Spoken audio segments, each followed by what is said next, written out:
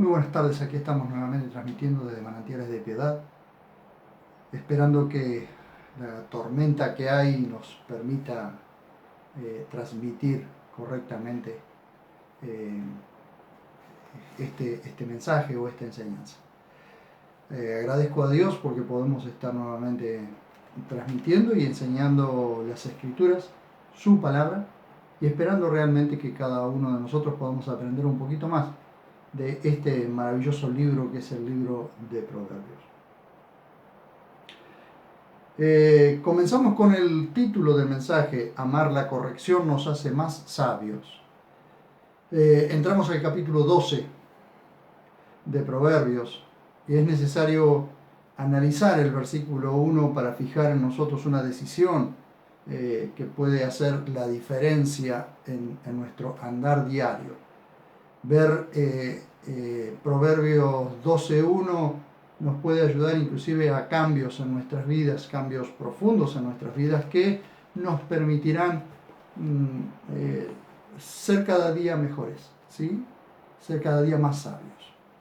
Proverbios 12.1 dice: el que ama la corrección ama el conocimiento, pero el que aborrece la reprensión es necio.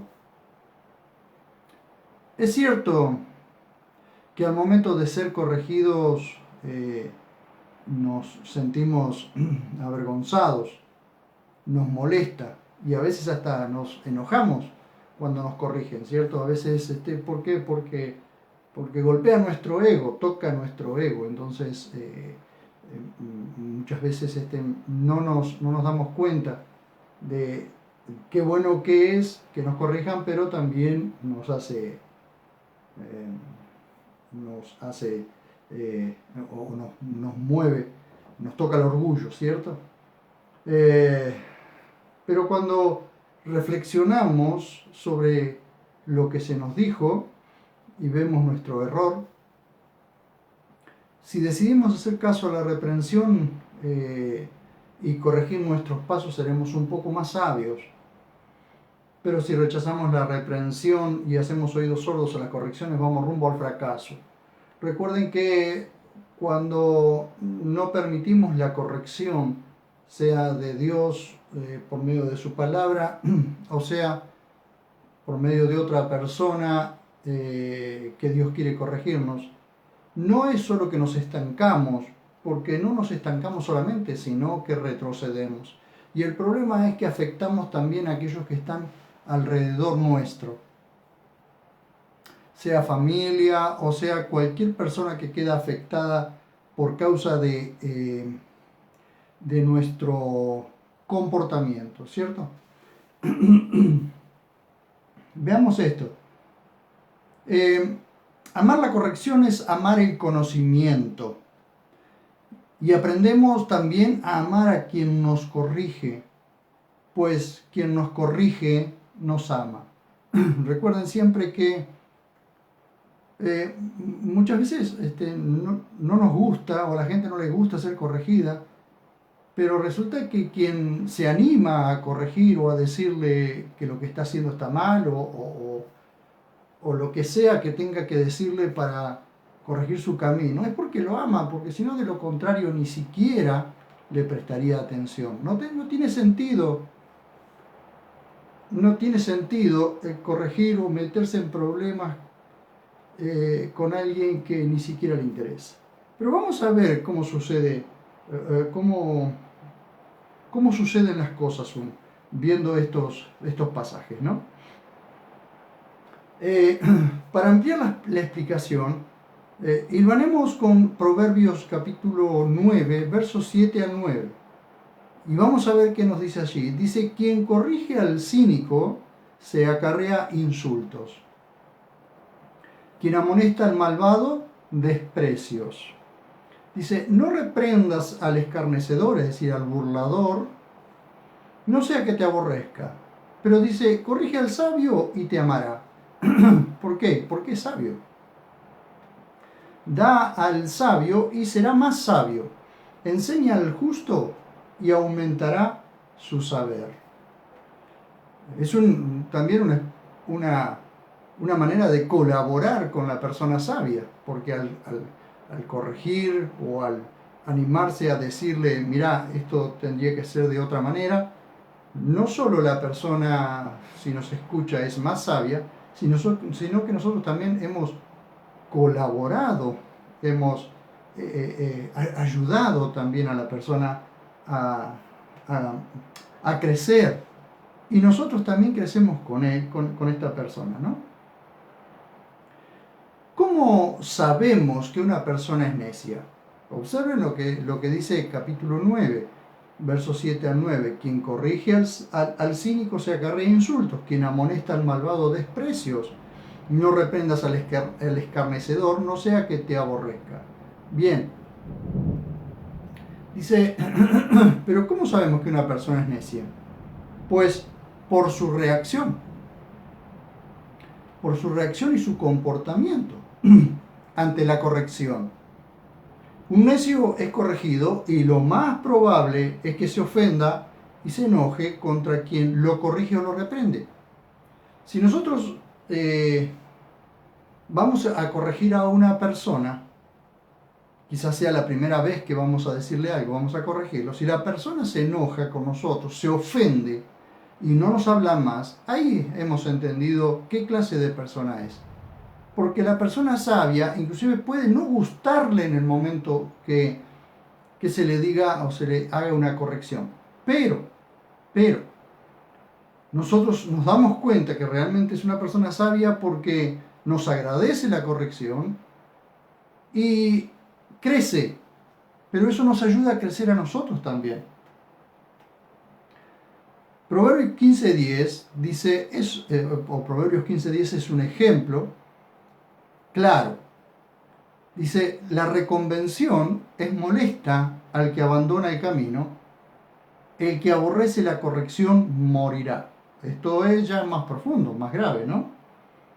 Muchas veces nos pasa a los que tratamos de hacer volver al camino a los que se alejaron, que terminamos siendo aborrecidos por hacerlos reflexionar. Mayormente aquellos que trabajamos en el pastoreo, ¿sí? Que somos pastores y que o nos ocupamos de las personas o de corregir los caminos de las personas, muchas veces nos ganamos enemigos por tratar de corregir su camino. Esto va a pasar siempre, ¿no? ¿Cuántas veces también aquella historia de la vaca empantanada, ¿no? Que ayudamos o se ayuda a la vaca a salir del pantano donde podría morir, pero sin embargo cuando la sacamos se da vuelta y nos acornea. Bueno, este es más o menos así cuando queremos corregir a ciertas personas y las personas se enojan con nosotros y en muchas oportunidades les ayudamos a salir del fango, les ayudamos a salir del barro y luego terminan hablando mal de aquel que lo ayudó o hablando en contra de esa persona e inclusive enojándose con esa persona y no hablándole más. Pero bueno, estas son cosas que pasan en la vida cotidiana y mayormente en aquellos que trabajamos con personas, ¿sí?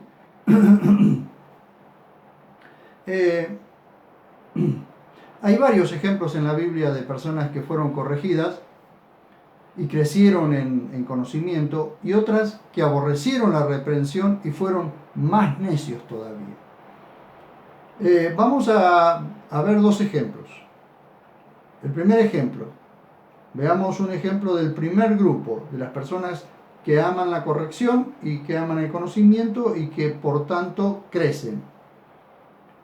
Moisés, siendo aconsejado y corregido por Jetro, su suegro. Vamos a leer esta historia en Éxodo capítulo 18, verso 13 al 27. Vamos a ver cómo el suegro de Moisés, Jetro, se ocupa, ve en Moisés algo que él está haciendo y este buen hombre se ocupa de corregir el camino de la persona, ¿no? De corregir el camino de su yerno. No porque estuviese haciendo lo malo, sino porque tenía que cambiar el método de cómo hacer las cosas. Y fíjense que aquí por primera vez vemos cómo Jetro da un consejo que es un consejo de trabajo en equipo. Vamos a ver. Éxodo capítulo 18, verso 13 al 27. Dice: y sucedió al día siguiente que Moisés se sentó a juzgar al pueblo, porque el pueblo se presentaba delante de Moisés desde la mañana hasta la tarde. Y viendo el suegro de Moisés todo lo que hacía para el pueblo, dijo: ¿qué haces con el pueblo? ¿Por qué te sientas tú solo y todo el pueblo viene a ti de la mañana a la tarde? Y respondió Moisés a su suegro: porque el pueblo viene a mí para consultar a Elohim. Cuando tiene un asunto, viene a mí y yo juzgo entre un hombre y su prójimo y les doy a conocer los estatutos de Elohim y sus leyes. Pero el suegro de Moisés le dijo: no haces bien. Desfallecerás no solo tú, sino este pueblo que está contigo. El asunto es muy pesado para ti, no podrás hacerlo tú solo. Oye ahora mi voz, te aconsejaré, alguien que da un consejo correcto, te aconsejaré, y Elohim estará contigo. Representa tú al pueblo ante Elohim y lleva los asuntos ante Elohim. Y amonéstalos con los estatutos y las leyes, y hazles saber el camino en que deben andar y la obra que deben hacer. Pues, escoge, dice, pues, escoge. Miren ustedes lo maravilloso de esto, este consejo que recibe Moisés de Jetro, es un consejo que todos deberíamos tomar, aprender a trabajar en equipo, cosa que es difícil, pero necesaria. Miren, dice: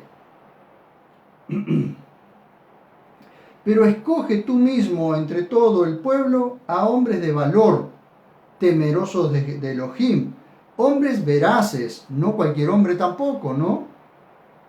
Aborrecedores del lucro, y ponlos por jefe de miles, jefes de cientos, jefes de 50 y jefes de 10. Según la capacidad de cada uno, según la capacidad de cada una de las personas, era la cantidad de gente que podía aconsejar. Dice: y juzguen así el pueblo en todo tiempo. Todo asunto grave lo traerán a ti, y todo asunto sencillo lo juzgarán ellos. Aligera pues la carga sobre ti, y que la compartan contigo. Presten atención a esto: aligera así la carga sobre ti y que la compartan contigo. Prestemos atención a esto porque Pablo toma estas palabras y las aplica en la carta a los hermanos en Galacia. Miren: si haces tal cosa y Elohim así te lo ordena, entonces podrás estar firme, y todo este pueblo también podrá ir en paz a su lugar. Y obedeció Moisés a la voz de su suegro e hizo lo que le dijo. Fue obediente, fue dócil, no obediente, fue dócil a las palabras de su suegro. Cuando lo escuchó y le dio semejante consejo, entendió que ese consejo venía de parte de Dios y que podía ayudarle a crecer, porque si no, Moisés se hubiese desgastado antes de tiempo. Miren: y escogió Moisés hombres de valor de todo Israel y los puso por cabeza sobre el pueblo, por jefes de miles, jefes de cientos, jefes de 50 y jefes de decena, para juzgar al hombre en todo tiempo.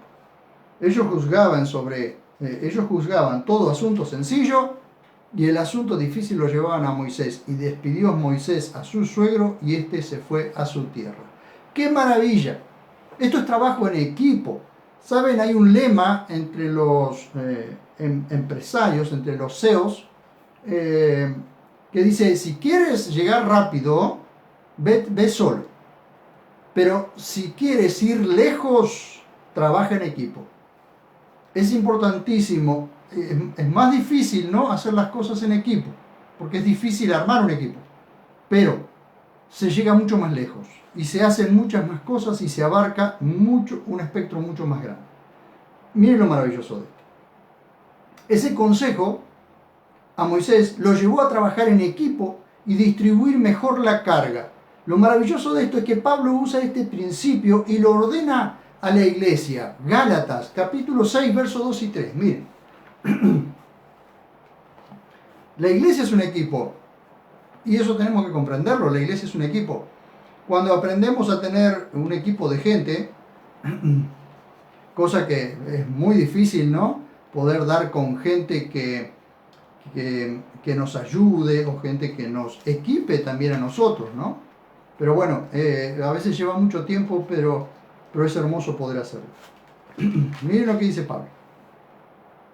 Discúlpenme mi carraspera, mi problema en la garganta es que vengo saliendo de un problema de salud y todavía me quedaron algunas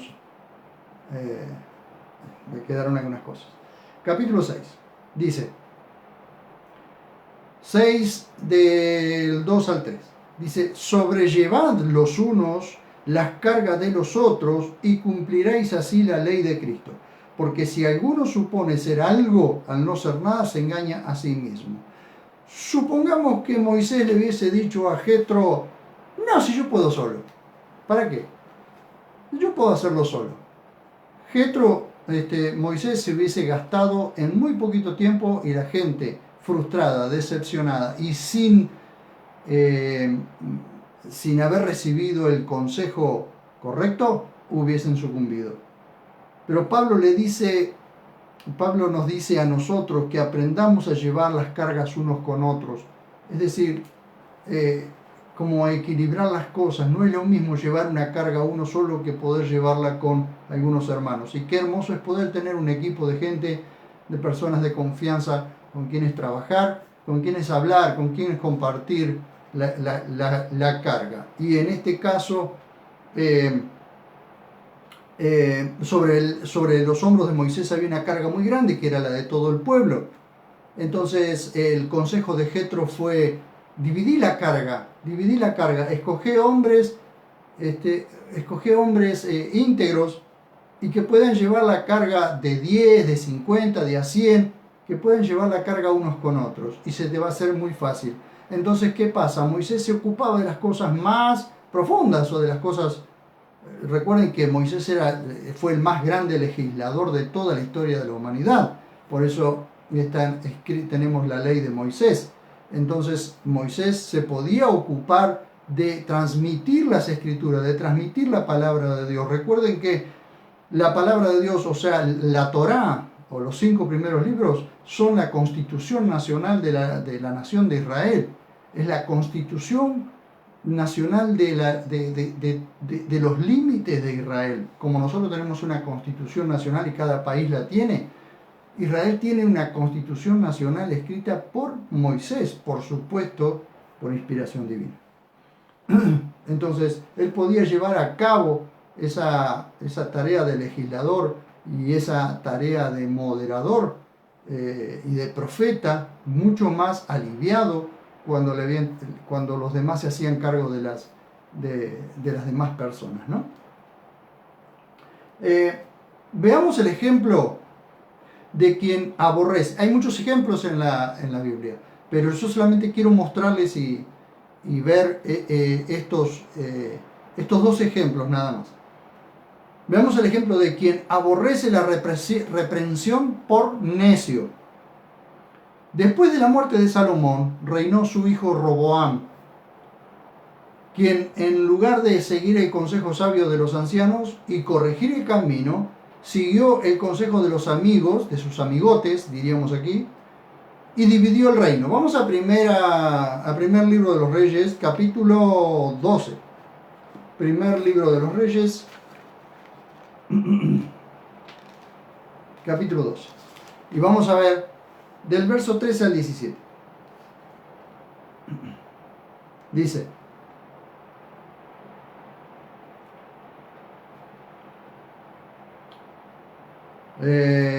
Vamos a ver. Capítulo 12. Perdón.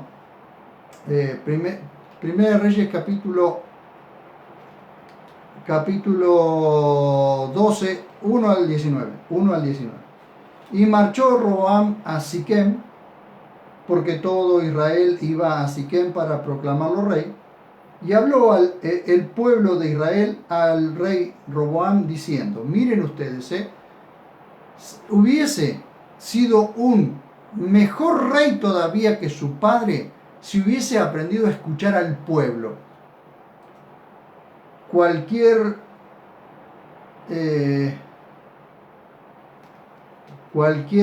similitud con la realidad es pura coincidencia, diría alguien, ¿no? Dice: tu padre agravó nuestro yugo. Ahora pues haz que la dura servidumbre de tu padre y el pesado yugo que nos impuso sea más llevadero, y te serviremos. Miren, Él les dijo: volved a mí dentro de 3 días, y el pueblo se retiró. ¿Para qué hacerlo ir 3 días y después volver, si podría haber atendido en ese mismo momento el asunto? Ya empezó mal. Y el rey Roboam consultó a los ancianos que habían estado delante de la presencia de su padre cuando aún vivía, diciendo: ¿cómo aconsejáis que responda a este pueblo? Y ellos le hablaron diciendo: si te constituyes hoy en servidor de este pueblo y les sirves, servidor de este pueblo, no señor de este pueblo, servidor de este pueblo, porque los gobernantes vivían precisamente de los impuestos del pueblo. Así que en todo caso el pueblo era el que mandaba, como sigue siendo hoy, el pueblo es el que manda.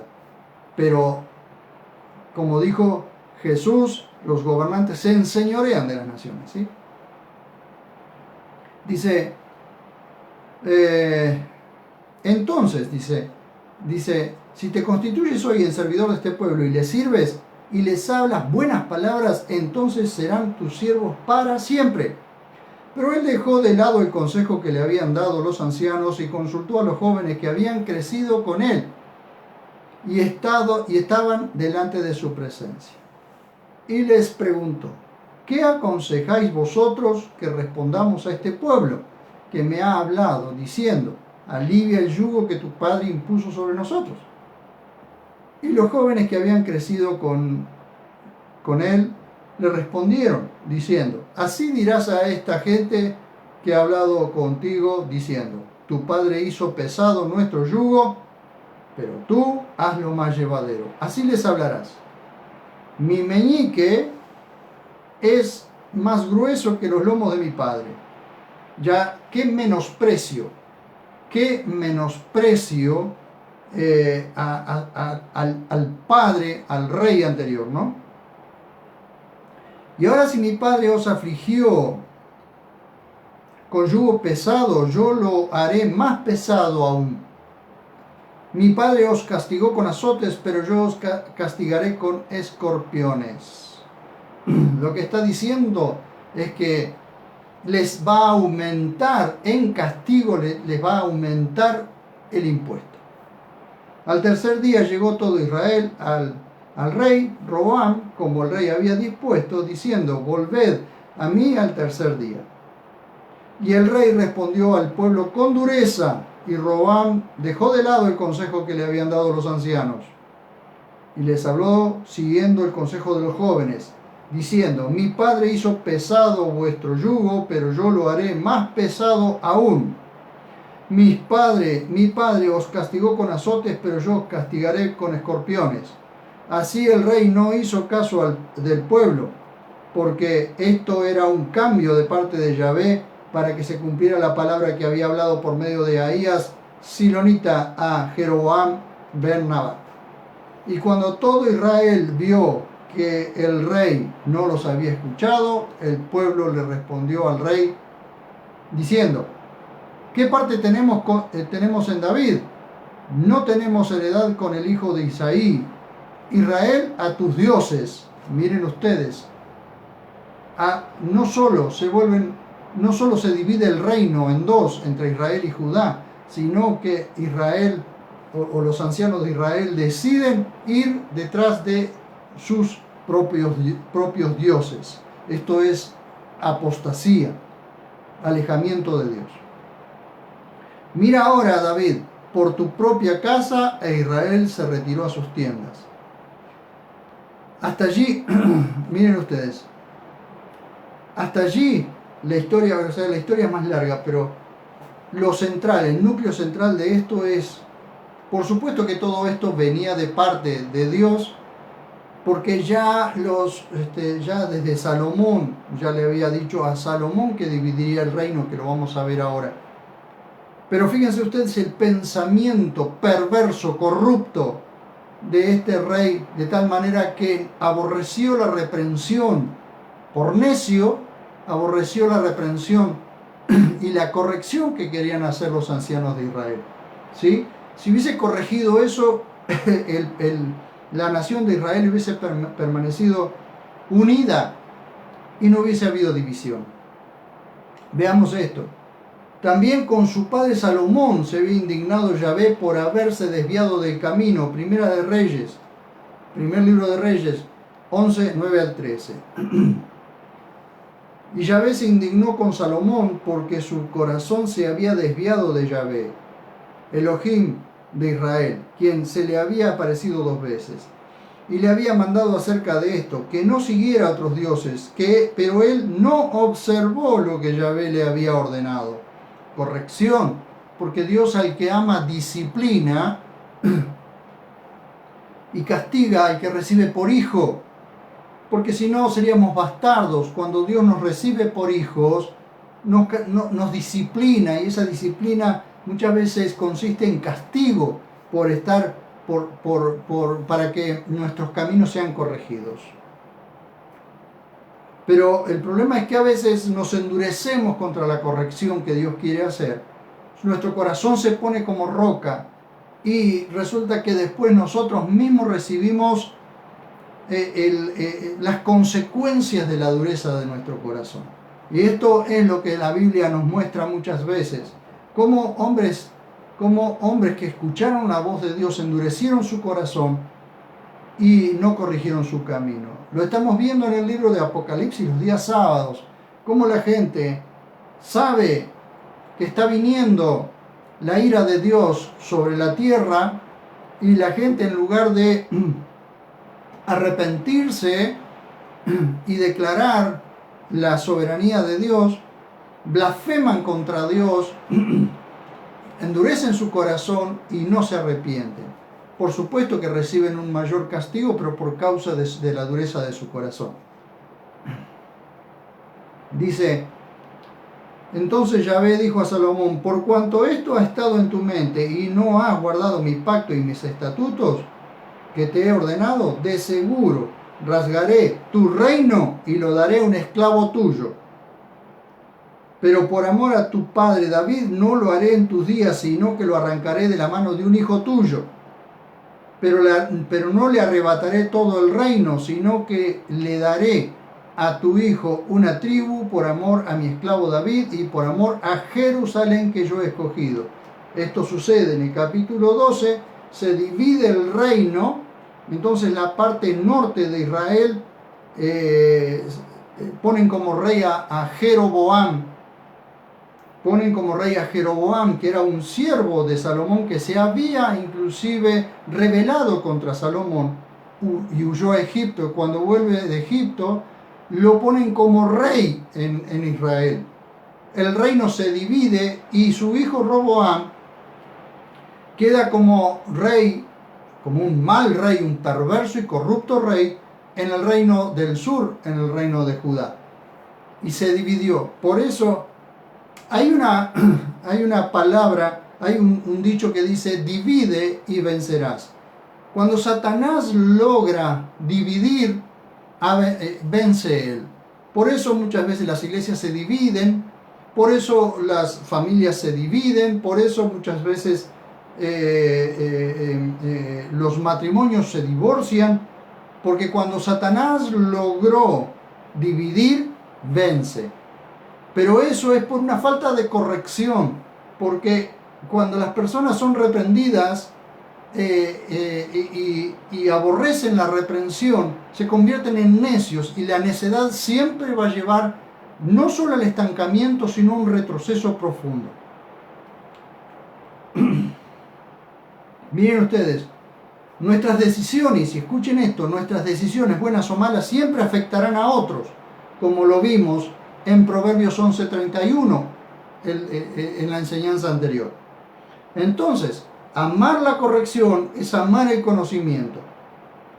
Que esa palabra conocimiento, tou, también se traduce como ciencia en el hebreo. Así que amar la corrección es amar el conocimiento o amar la ciencia. Y la ciencia lleva a mayor sabiduría, porque no habla de ciencia estudiada por inteligencia, sino esa ciencia, ese conocimiento y esa ciencia y sabiduría de corazón, ¿sí? Dice, pero aborrecer la reprensión es ser un necio, y esa necedad acarreará daño al necio y probablemente a otros. Siempre nuestras decisiones van a afectar nuestra propia vida y la vida de aquellos que están ligados a nosotros. Siempre pasará eso. Por eso es que tantas veces tenemos que aprender a tomar las decisiones correctas. En muchas oportunidades tomamos malas decisiones, pero si logramos darnos cuenta enseguida y arrepentirnos, se puede corregir. Y hay otras cosas que lamentablemente se pierden. Pero siempre en las malas decisiones, por aborrecer la reprensión, siempre hay mucho que se pierde. Terminamos con las palabras de Pablo en la carta a los Efesios, capítulo 5, verso 15 al 17. Para que las podamos tener en cuenta, estas palabras tendrían que estar pegadas en nuestras puertas, en nuestras heladeras. 15 al 17 de capítulo 5 de la carta a los Efesios. Mirad pues diligentemente cómo andáis. Diligentemente es esmerándonos para mirar cómo andamos. Mirad pues diligentemente cómo andáis, no como necios, sino como sabios. La contraparte, ser necio o ser sabio. Tenemos que tomar la decisión. ¿Cuál de las dos cosas queremos ser? Porque es una decisión nuestra.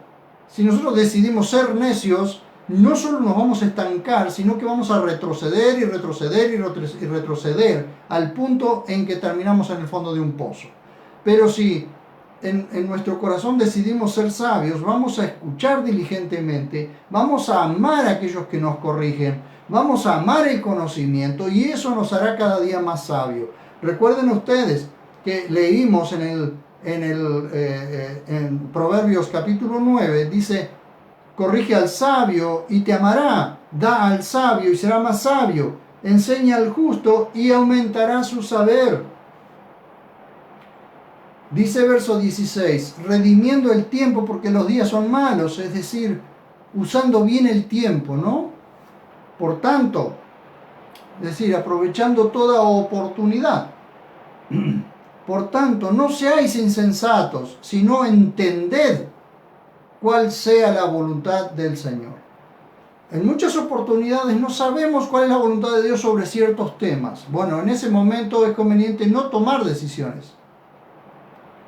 Pero tenemos que seguir orando hasta que las cosas se definan, hasta que tenemos claridad en las cosas. En muchas oportunidades, cuando tenemos el deseo profundo de agradar a nuestro Dios, de avanzar, de hacer lo que Dios quiere, porque amamos a Dios, debemos aprender a, si no tenemos claridad, no tomar decisiones en ese momento si es posible. Porque muchas veces en el apresuramiento vamos a tomar decisiones equivocadas. Entonces siempre Dios nos pide paciencia. Siempre Dios nos pide paciencia, porque Él en su momento nos va a decir realmente y nos va a dar claridad sobre lo que tenemos que hacer. Pero debemos aprender a amar la corrección, porque quien ama la corrección ama el conocimiento. Y también amar a aquellas personas que quieren corregir nuestro camino, que nos ayudan a corregir el camino, que se ponen a nuestro lado y nos van guiando, nos van llevando, ¿sí? Por eso cuando escucho cierto sector de la iglesia que dicen que no se necesitan los pastores, que no necesitamos que nos pastoreen, yo creo que hay un gravísimo error allí. Es cierto que muchos pastores han cometido han cometido abusos en la jerarquización de la iglesia, en creer que están por encima de los demás y dejaron de cumplir la función pastoral, la de apacentamiento. Pero yo creo que los buenos pastores, aquellos que nos corrigen, que nos ayudan, aquellos que nos encaminan, que nos alientan para que vayamos adelante, son necesarios. Siempre fueron necesarios. Por eso siempre hay un Timoteo o un Tito puesto en alguna congregación precisamente para corregir y ayudar a las personas. Así que yo creo en el buen pastoreo, en el pastoreo como una función, en el apacentamiento como una función, en ese sobreveedor como una función, no como una jerarquía, ¿no? Porque nos es necesario tener a alguien que nos pastoree, que nos ayude, no porque esté por encima nuestro, no porque sea una jerarquía, sino porque esa función la ha puesto Dios para que su pueblo se sienta muchas veces aconsejado, corregido. Y la palabra de Dios, y mayormente cuando esos pastores usan la palabra de Dios correctamente para ayudarnos y corregir nuestros caminos. Y son amorosos y nos ayudan a encaminarnos. Lamentablemente no siempre, y no se encuentran así tantos pastores amorosos que nos ayuden, que nos corrijan, que no nos critique o que no nos critique cuando nos equivocamos, ¿sí? Lamentablemente esto es así.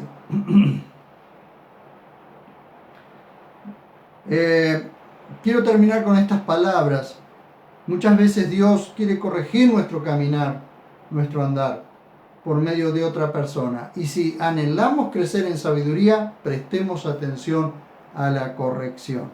Llego hasta aquí con esta enseñanza. Amar la corrección nos hace más sabios. Recuerden entonces, capítulo 12 de Proverbios, verso 1. Sigamos orando para seguir creciendo. Sí, es cierto, queridos hermanos, que se corta mucho, hay un terrible problema de internet, ya hemos reclamado y hemos corregido, y hemos pedido que se corrija esto, pero no se ha hecho. Está lloviendo muchísimo acá, hay viento, por eso todos estos problemas de internet. Oramos, si ustedes me acompañan, oramos. Señor, te doy gracias, maravilloso papá, por este momento. Yo te suplico, Señor, que nos ayudes a corregir nuestros caminos, que nos ayudes a amarte, a amar la sabiduría y a amar la corrección, y a amar a aquellas personas que nos aman y que por eso quieren corregir nuestro camino. Te amamos, Señor.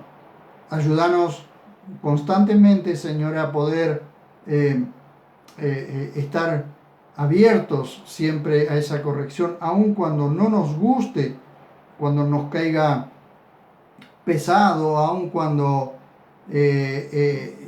moleste a nuestro ego, Señor. Pero te ruego, Señor, que nos ayudes a corregir nuestro camino por medio de aquellos que nos ayudan y que nos corrigen. Gracias porque siempre estás ocupado en corregir nuestro camino, en disciplinarnos, en encaminarnos. No permitas nunca que la necedad gane un lugar en nuestro corazón. No permitas nunca que la soberbia o el orgullo se suba a nuestro corazón y aumente nuestro ego. Señor, ayúdanos. Ayúdanos realmente a encaminarnos cada día. Gracias por todos aquellos que pueden estar, que escuchan, aquellos que permiten ser corregidos, aquellos que desean ser sabios y que siempre están sometidos a la palabra, a tu palabra, Señor, porque tu palabra es la que nos hace más sabios.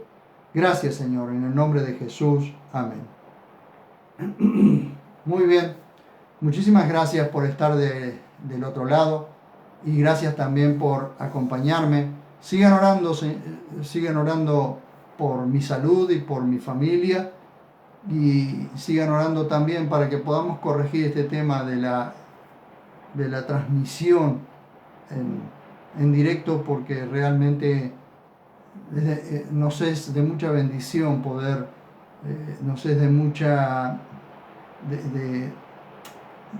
de mucho adiestramiento, nos ayuda a capacitarnos cada día más por medio de la palabra de Dios. Así que oremos los unos por los otros. Bueno, será hasta el próximo video. Nos vemos.